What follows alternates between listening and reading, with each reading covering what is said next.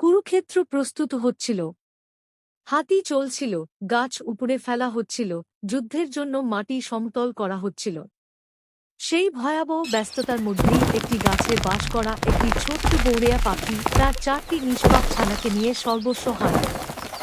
বাসা ভেঙে পড়ল, ছানাগুলো বেঁচে গেল, কিন্তু তখনও তারা উঠতে পারে না। অসহায় মা চারদিকে সাহায্যের খোঁজে ঘুরে বেড়াতে লাগল। ঠিক তখনই সে দেখল শ্রীকৃষ্ণ অর্জুনের সঙ্গে যুদ্ধভূমি পরিদর্শন করতে আসছেন। সাহস সঞ্চয় করে কাঁপতে থাকা ডানায় ভর দিয়ে সে কৃষ্ণের রথের কাছে পৌঁছাল। হে প্রভু, যুদ্ধ শুরু হলে আমার ছানারা পিষে মারা যাবে, দয়া করে তাদের রক্ষা করুন। কৃষ্ণ বললেন, আমি তোমার দুঃখ বুঝতে পারছি, কিন্তু আমি প্রকৃতির নিয়ম ভাঙতে পারি না। গৌরেয়া বলল, প্রভু, আমি নিয়ম জানি না, আমি শুধু এটুকুই জানি, আপনিই সবকিছু।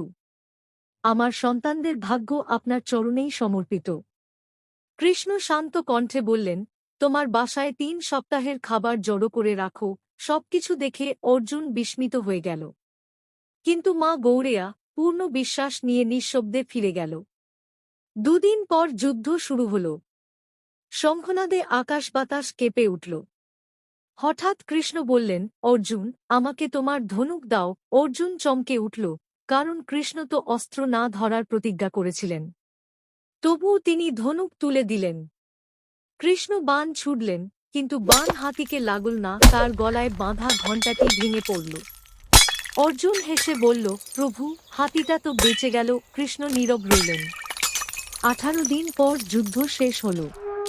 পাণ্ডবরা বিজয়ী হলেন। একদিন কৃষ্ণ অর্জুনকে যুদ্ধক্ষেত্রের এক প্রান্তে নিয়ে গেলেন। সেখানে পড়ে ছিল সেই ভাঙা ঘণ্টিটি।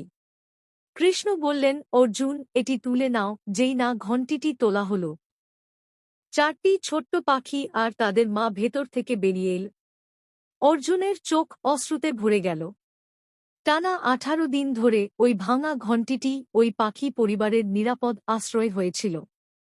অর্জুন হাত জোট করে বললেন, প্রভু, আমি আপনাকে একজন সাধারণ মানুষ ভেবে ফেলেছিলাম, ভুলে গিয়েছিলাম আপনি তো কালেরও নিয়ন্তা।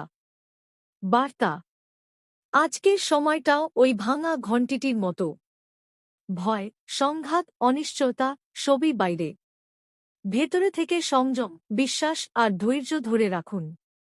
যেদিন প্রভু চাইবেন, সেদিন তিনি নিজ হাতে আমাদের নিরাপদে বাইরে নিয়ে আসবেন।